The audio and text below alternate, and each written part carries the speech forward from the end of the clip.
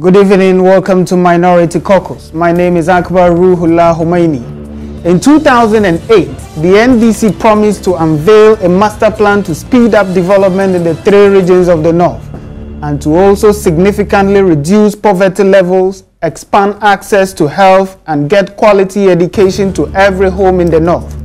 After 8 years in power, the World Bank in 2015 reported that 40% of those who are poor in Ghana are found in the northern regions of the country.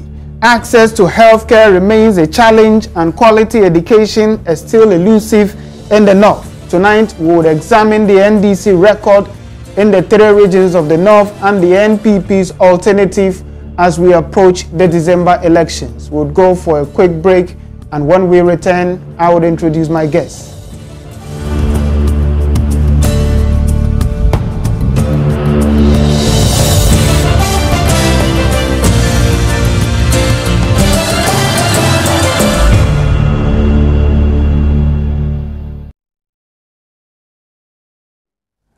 Welcome back. Tonight I have been joined by Mohammed Abdul Kudus, the Northern Regional Communications Director of the New Patriotic Party. Welcome to the show, Kudus. Thank you. Straight away, what is the situation in the North? Having been in power for 8 years, expectations are that the Better Ghana agenda has reached every hamlet in the North. What is the situation like in the North today? Thank you very much. First of all, let me extend warm greetings to your numerous listeners and obviously viewers this evening, and warm greetings and good tidings from my regional chairman and the entire executive of the New Patriotic Party in the region. Absolutely. They are leaving no stone unturned, really, to add the contribution of the North to the total victory that the NPP is expecting come December, 7th December 2016. Currently, as we speak, they are actually out there campaigning. The running mate, Alhaji Dr. Mahmoud Bawumia, is with them in the northern region. I understand he'll be in the North for some 21 days. Absolutely. I think that by close 27th, he would have been rounding up the first leg of his tour of the northern region and come back again for the second tour. So obviously they're doing well, and I can't but have to really acknowledge that, and I bring their greetings from the north. Talk of the development that the NDC actually promised the people of heavily in infrastructure in the North. Absolutely. But you see, I wouldn't want to allow myself to be pigeonholed, okay, to what appear to be their comfort zone, even though that in itself is equally elusive. But I'll be getting to that. If you look at the manifesto for 2012 of the NDC, it comes with a theme. And the theme is enhancing the Better Ghana agenda. Let's take for granted that by close 2012, we really had a Better Ghana, okay? The promise from 2012 to 2016 is to enhance that Better Ghana agenda. The common question that we all should be asking of ourselves, basic comparison between 2012, close 2012, and almost close 2016.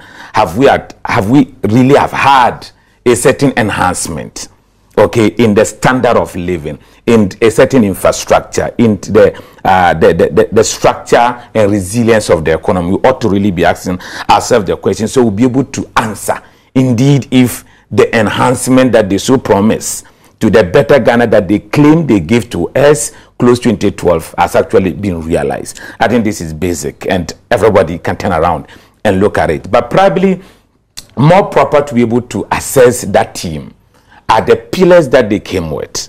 They came with 4 pillars to support the achievement of that particular team.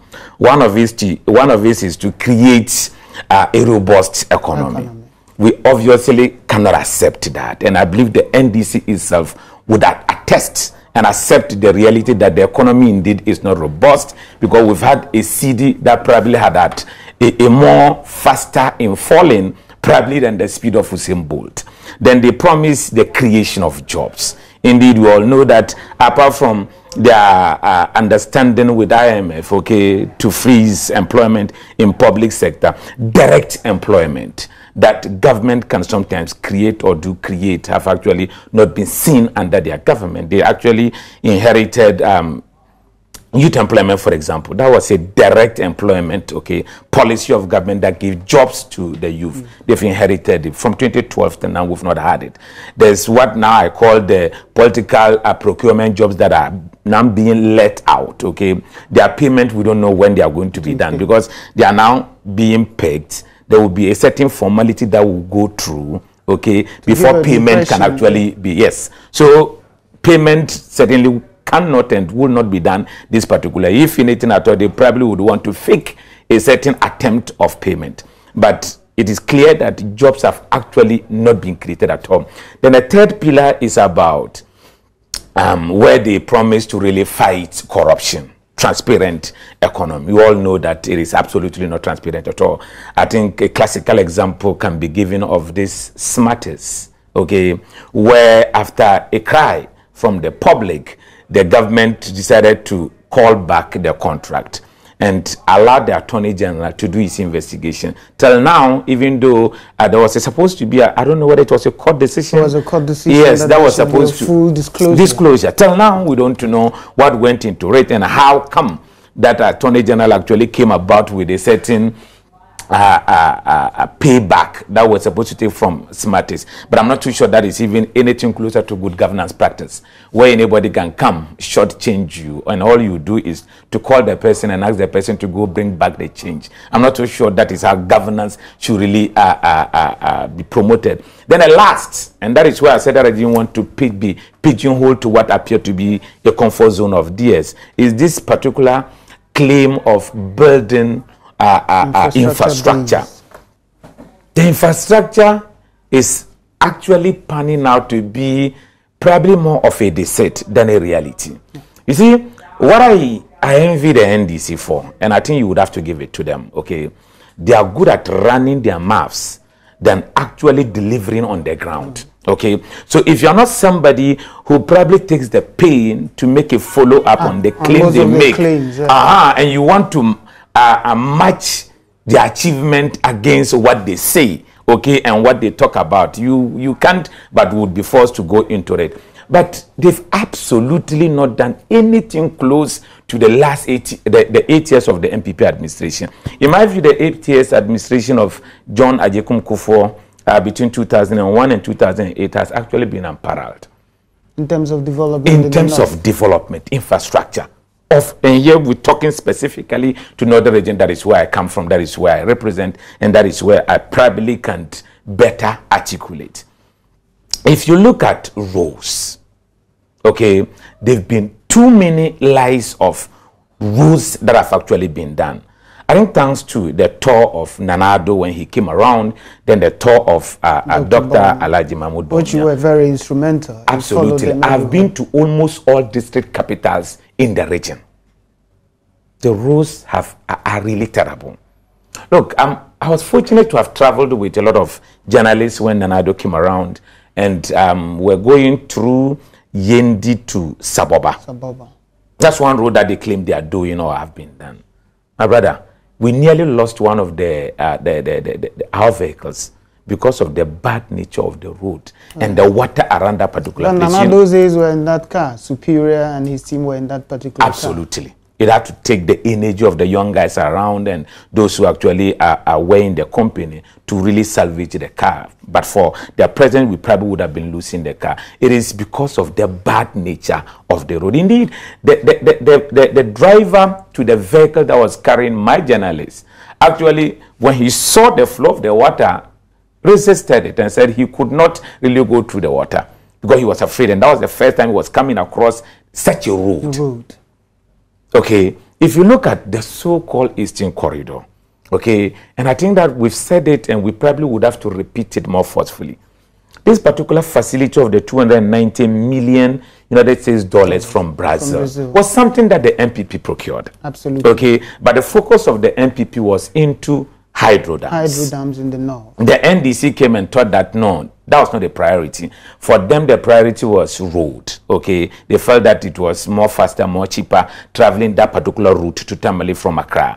I agree with them. So probably new government, why not? Allow them the leverage to want to do what they believe is right for them. But the state of the condition of that road today is much more deplorable, okay, than they came to meet it. It is absolutely deplorable. And I remember one of the visits of His Excellency the President John Dramani Mahama to the regent of Dagbon. He actually made mention of that and called for virtually an emergency, okay, to really be associated with the construction of that particular area, because it was cutting off, okay, districts apart. People had to travel from Bimbila through to Salaga to Tamale. That was terrible, rather than through Yendi, okay. Meanwhile, look, they keep repeating it. And probably in the minds of a lot of people who know next to nothing about Northern region and probably have not been there, they might think that why Eastern Corridor has been fixed. So NDC, they've done enough project. No, Eastern Corridor has not actually been fixed at all. Then there's what I would call the Tamale Hajj International Airport. I call it Tamale Hajj International Airport because, you know, the NDC is a fan of tokenism. They do something small and they have the energy to blow it out of proportion. A search on the web, okay, Wikipedia will tell you that by close 2008, that airport had actually been upgraded to an international status. Yes. Why? Because there was an additional arrival hall that was actually provided by the MPP administration. Secondly, they expanded the runway. Yeah. Okay. Then thirdly, there was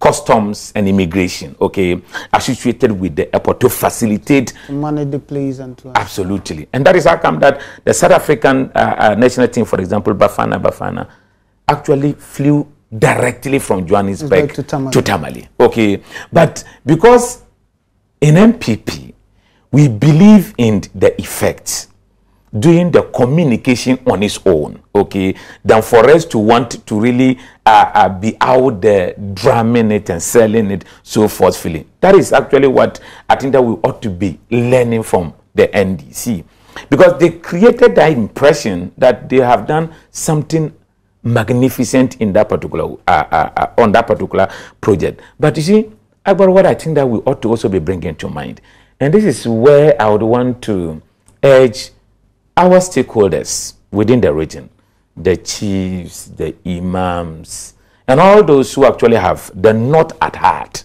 okay, to really question the value of that particular project. It's absolutely important. Let's not allow somebody or any government, okay, regardless which political party in government, MPP, CPP, NDC, okay, to come in the name of provision of infrastructure to really shortchange us, okay, of scarce resources. Because if you look at what has been invested, we know of 110 million United States dollars.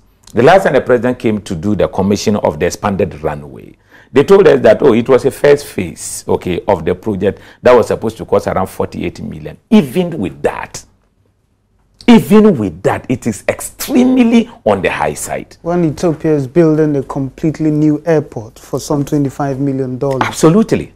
A completely new airport from ground zero. They're proposing to build an airport at Volta region, right? Volta region.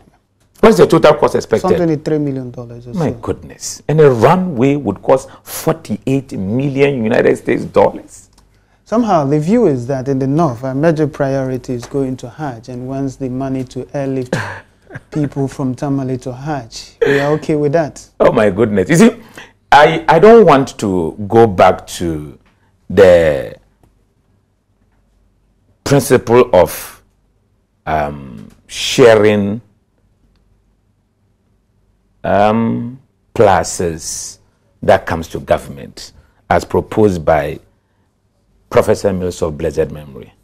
You remember when he was commissioning the N1 project, he said it was a 50-50 responsibility. MPP did part, he did other. Forgetting that it was almost like the Newton's law of motion. When you set out an object, okay, actually falling from a height, if you don't block it, it will get to its destination. And that was in the case of the N1. You didn't need to do anything. The appropriate infrastructure, okay, the management, the contract, everything. You didn't need to do anything at all. But he shared in the glory of it. If you come to the Hajj for this particular year, the Hajj village, where the people were hosted, where shelter was actually given to the people. And departure formalities. And departure formalities and whatever were actually performed. It was at the Jubilee Park, constructed by the MPP administration.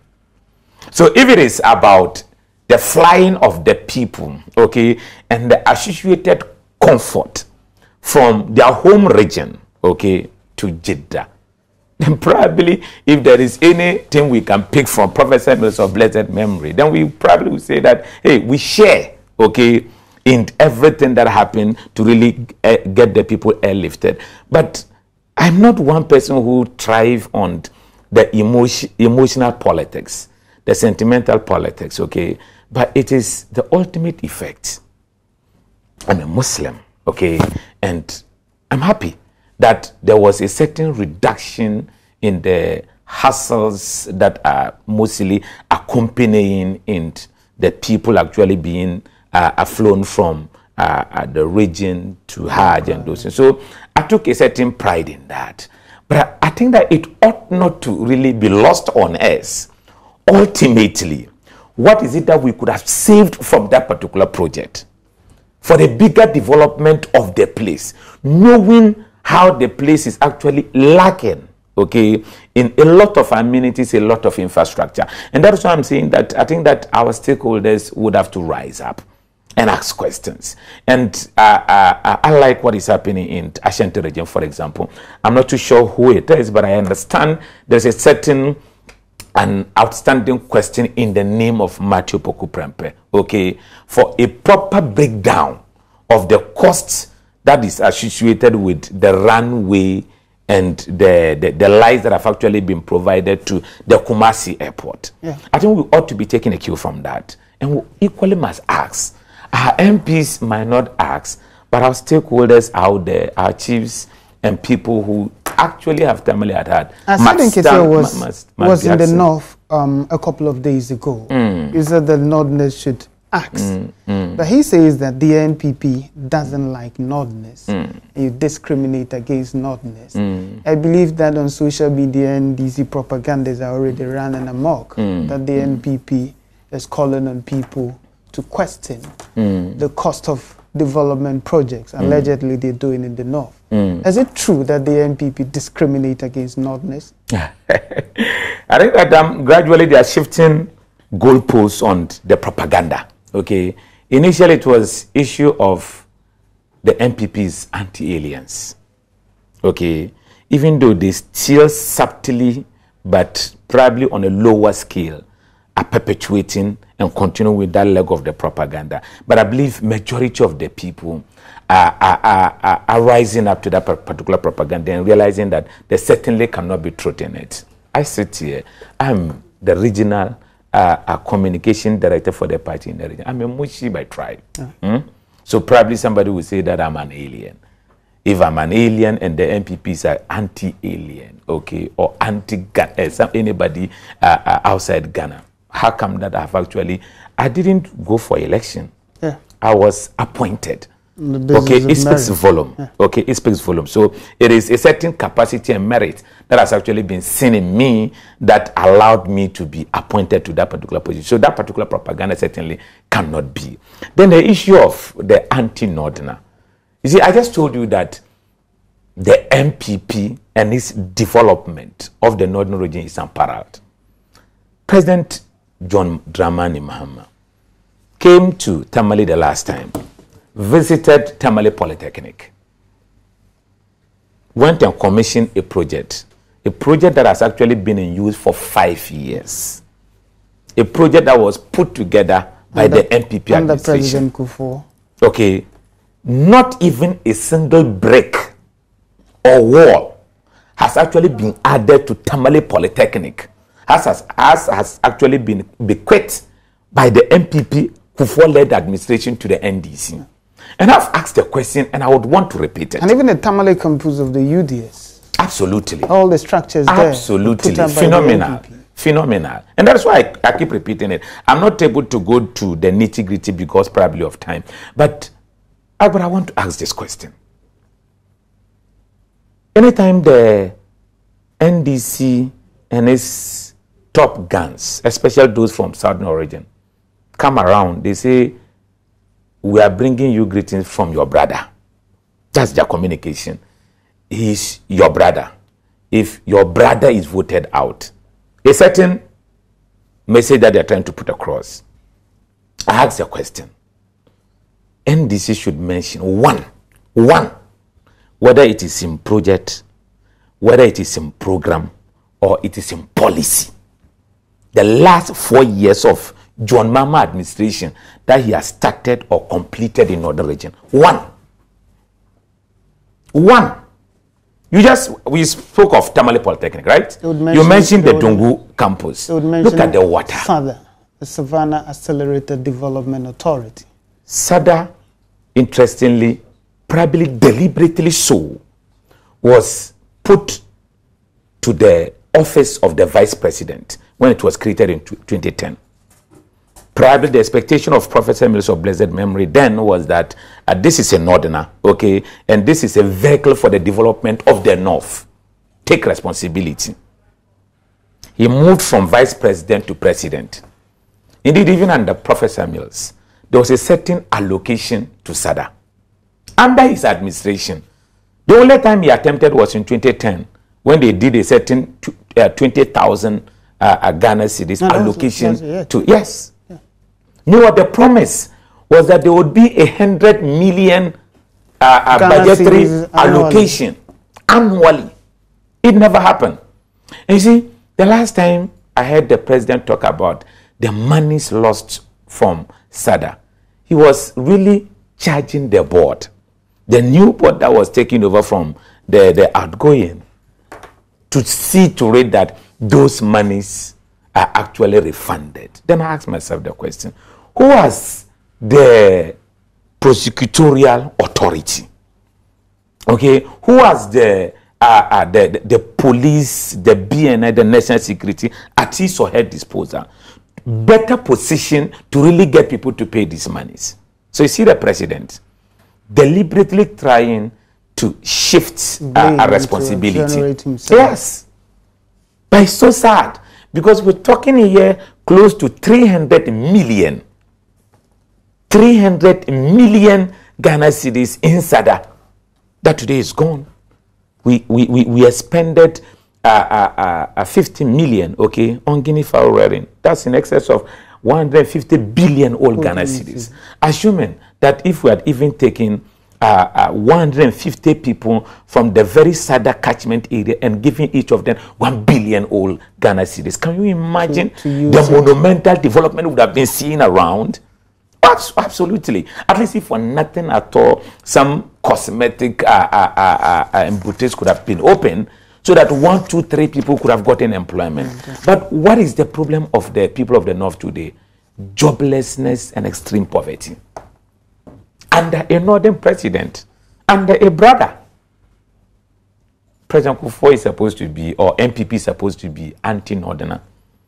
But the northerner was better off. Under President Kufuor. Under President Kufuor. Yeah, I agree with the view that the northerner was better off. Even the data validates these assertions. So, for example, the introduction of the school feeding program and the competition program doubled enrollment in basic schools in the North. Indeed, around the country, it was in the North that the enrollment doubled. Health insurance directly and greatly benefited the northerner more than it benefited the southerner. But under a northern president, all these initiatives are collapsing. Are collapsing. Youth employment indeed is gone. Metro Mass is a pale shadow of what it used to really be. Yeah. Look, if you were a regular user of the Metro Mass transport, their terminals were always basking, okay? And you see businesses flourishing around the place. You compete with people that you probably think that are passengers. They were people who were there to sell their wares. Right. Today, like the mayor, then Mayor Mohamed Aminanta, had to secure a whole parcel of land for the development. A new station for the metro. Absolutely. So you see, this particular issue of, I think that is the propaganda. And you see, that is where I think that we probably must be rethinking so seriously.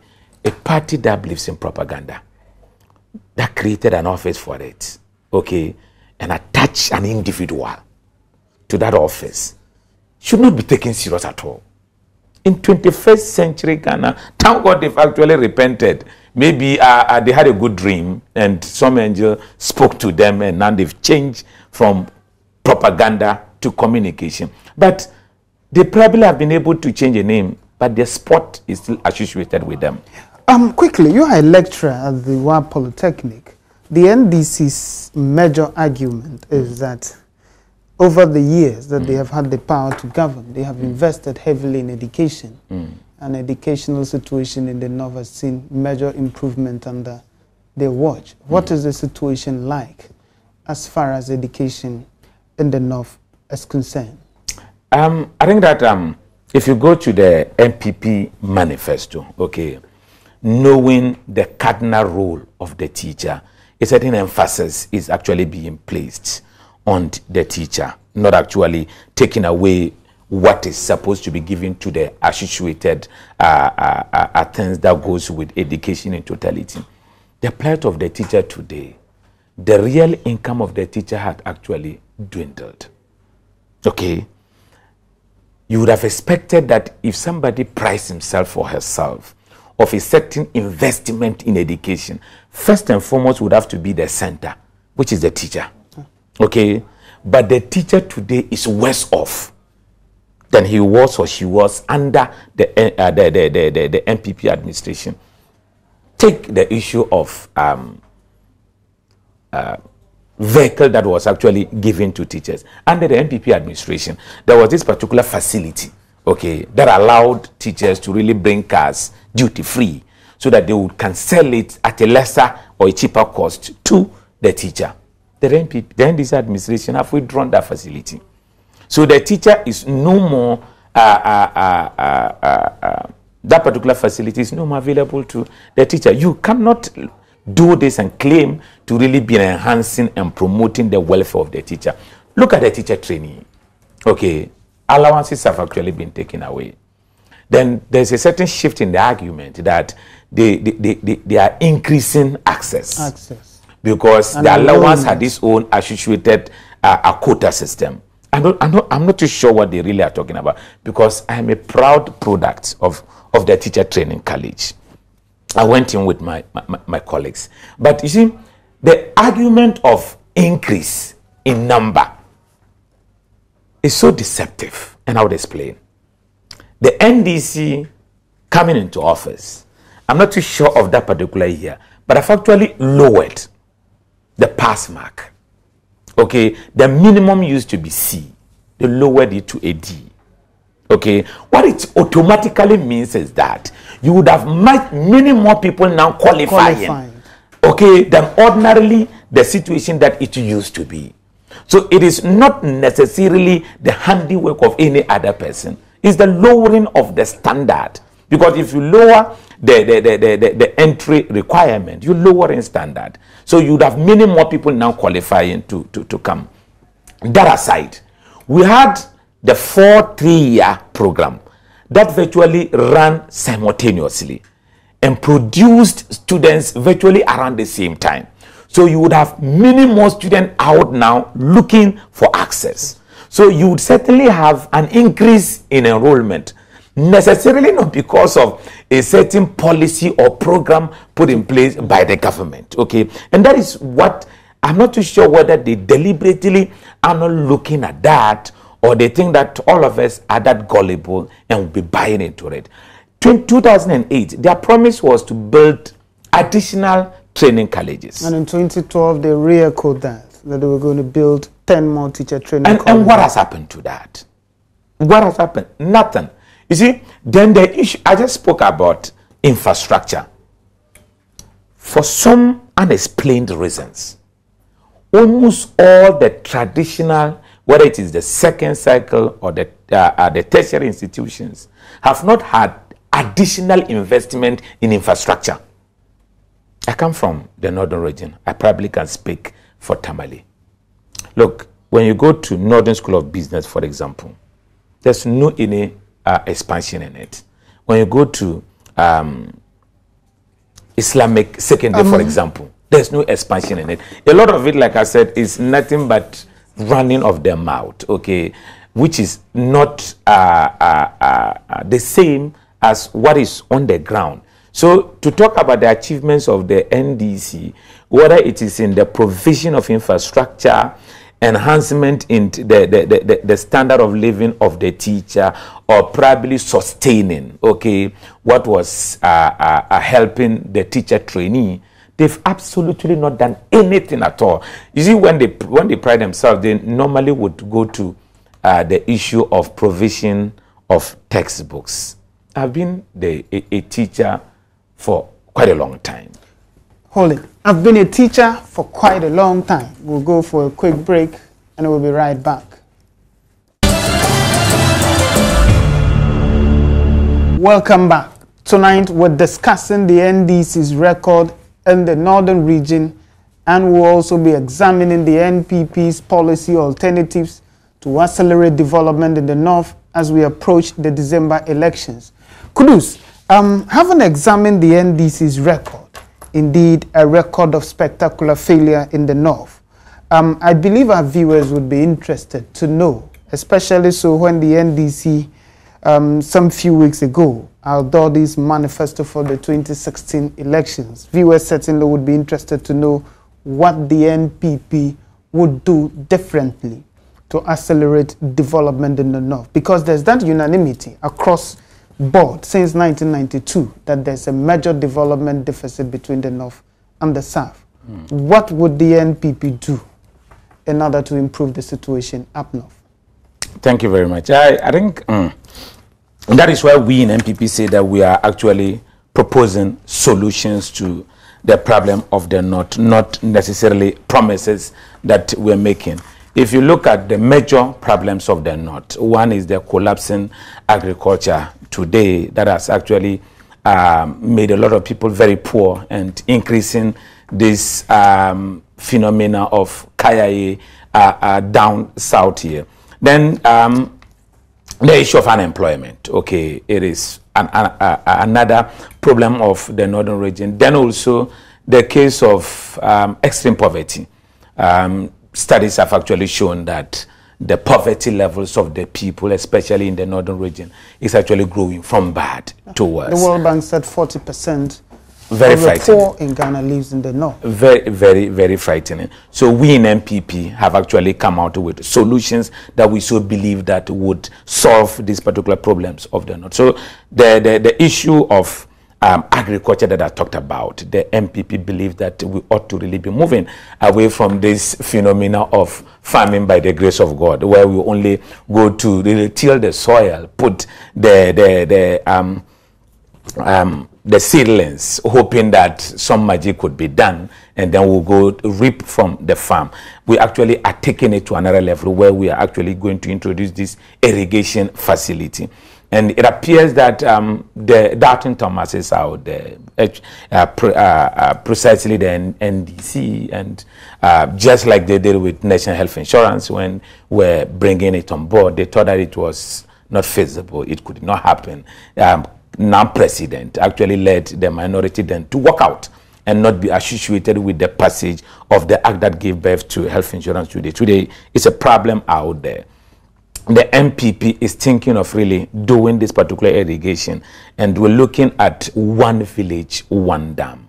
Like I said, we need to be moving away from this farming by the grace of God and taking our own destiny into our own hands. So we're going to be providing these dams, okay? Apart from the mechanization of the dams to really facilitate the development and growth of agriculture, we actually are also looking at how to trap, okay, the water that normally comes from the Bakri Dam anytime it is let out by the Burkina Faso. Yes. So we would be finding a way of trapping it, because water is not available all year round in the north, okay? Some 6 months and it's gone. Yet we have a lot of it at a particular point.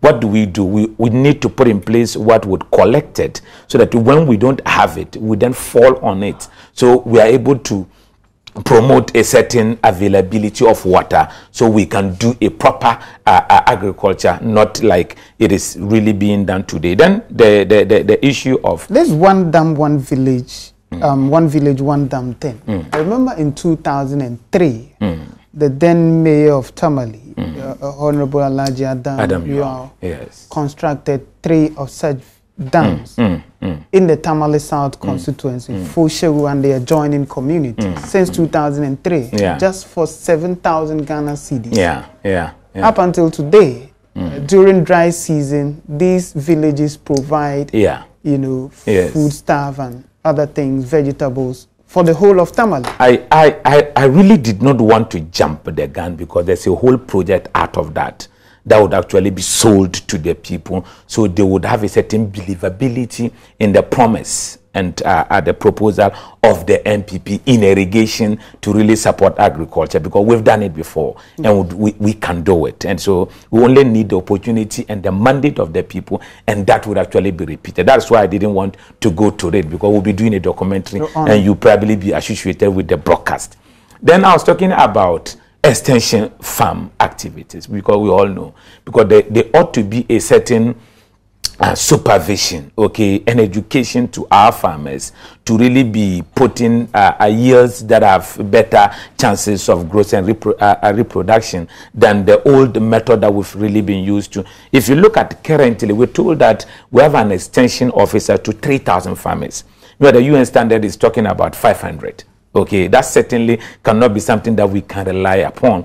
And even the 1 to 3,000 extension worker to the farmers is even not that flowing, because a lot of time there is no resources. Okay, the motorbikes are not there. The motorbikes, the old motorbikes that they are even using, the incentives that should go with it, that would take them to the place, are not there. So certainly there's a problem. So we feel that this one village, one dam, okay, is a cure, okay, to this famine by the grace of God that has not helped us a lot in the development of agriculture. Then I talked about unemployment. And that is where we are trying to relate, okay, the growth of agriculture to industrialization. And that is where we're talking about this a particular issue of one district, one factory. And once again, you have the doubting Thomases out there, not trying to accept it. Somebody said when Thomas was leaving, he left his doubts with the NDC. So they doubt everything. That's absolutely true. Absolutely true. And sometimes, you see, it is not just that they doubt, but they don't have the capacity, they don't have the competence, okay? And it manifests in the way they run the country. Probably just a digression, but allow me that. You remember when we were doing the outdooring, okay, of our manifesto, when we're going to put it out there to the public, we had specialists, okay, we had technocrats, we had proven people with capacity to speak sector by sector. Okay, that is the way to communicate, because there are a lot of people who might never had get opportunity to want to read the manifesto, but on the day of their lunch, probably with the euphoria, they would be attracted. So you give them people with the capacity to speak to them. Okay, so when Alan Kojo Trimantin was speaking to industry, you cannot but would want to listen to. But compare that to the NDC and how they launched their manifesto. It was virtually an issue of Usain Bolt and some joke on this on the stage. Fifi Kote would come on the usually insulting spree. The vice president, His Excellency, told us that he was actually advised because he intended to rebut or reply to Dr. Mahmoud Bawumia, but because of an advice from a colleague with the University of Ghana, he decided to hold back. Then you had the president himself come and he was demonstrating his usual playful style. And they're doing like that. And that was the launch of manifesto. It demonstrates the lack of commitment, the non-seriousness of the people in government, okay? So when today we're talking about the one village, one dam, when we're talking about the one district, one factory, okay, the people have spoken to it. And our manifesto has articulated it. And it is not as if we're not coming to seek for a certain trial. We've been in government before, okay? And we demonstrated it. When we pick the GDP of Ghana from some 3.7% in 2001 to 9.1% by close to 2008. That is a demonstration of capacity. That is a demonstration of what we have and what we can do. So all we're saying is that give us the opportunity again, then we'll come and help. And I talked about the issue of the extreme poverty. A lot of people in northern region actually had no jobs, okay? Apart from the creation of the micro environment that allowed people to seize opportunity and thrive on their own, the government deliberately came out with the policy. Take, for example, the metro mass transport. Look, Akbar, we sometimes forget that it is not only drivers. Abdullah of Diamond FM, forgive me. I'm used to the radio station. Look, it is not only drivers who were given employment. It is not only conductors who were given employment. Indeed, mechanics were given employment. Okay, some people that they call they have a name that they call inspectors. So thousands of people, accountants. Thousands of people got direct job from a direct policy of government. You talked about the school feeding program. Fortunately, I was associated with it. You were the regional coordinator in the North. It was phenomenal. And I remember, because the intention of school feeding was not only to affect enrollment or the iconic development of the people, but it intended to really relate and link to agriculture development. That is why the school feeding primarily looked at local produce. Yeah. So caterers were not supposed to buy anything out. And I remember SNV, a Netherlands-related organization, non-governmental in Northern Region, did a survey on that. And they gave the program thumbs up.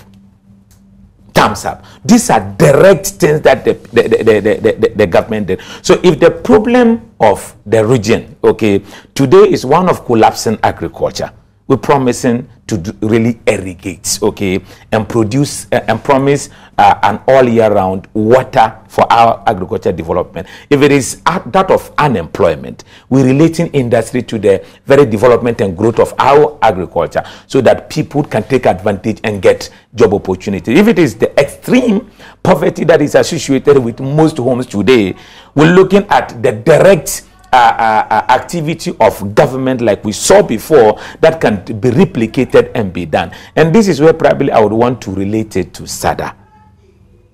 When the MPP talked about the Northern Development Authority, if you remember, now President Mahama, then running mate, was somewhere in Upper West region and said that this was a phantom project Nanado was talking about. It was not doable, okay? And if indeed there was such a facility, you should use it to leverage the deaths of VRA and those things.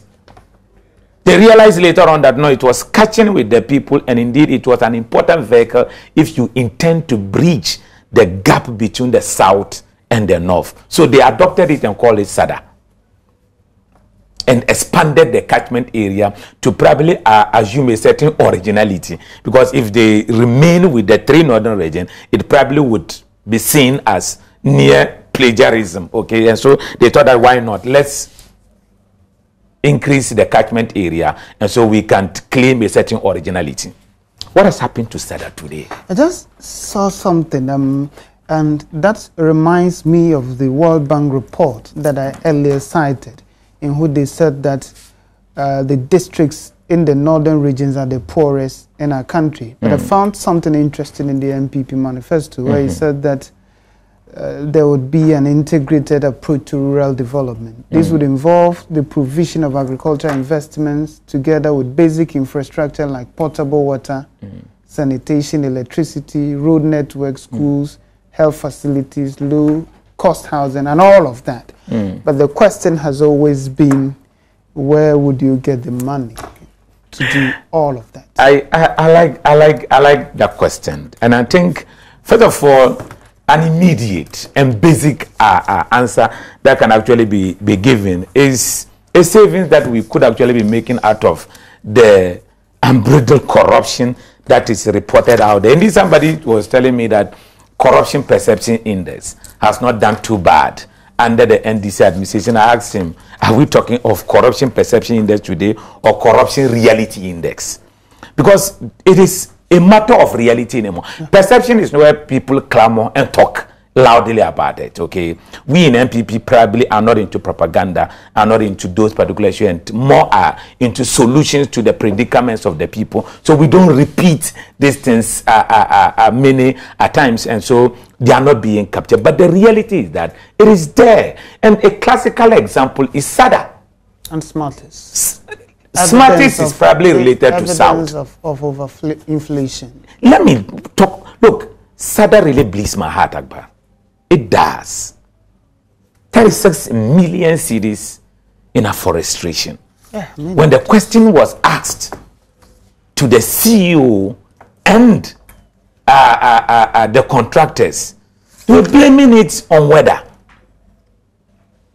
And till date, Akbar, till date, nobody has actually been hauled to a court or a commission or committee of inquiry so that there could be a certain glimmer of hope that there's an attempt to recover our monies.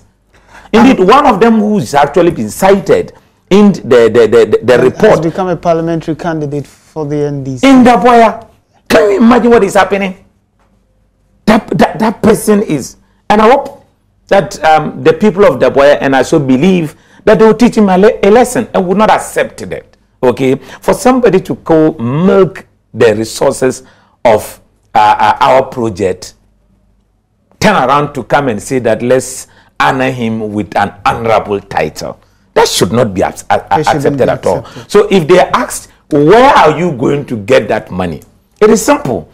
And you know, Agua, sometimes I don't know whether it is for the sake of politics, but when I see technocrats, I see people with proven record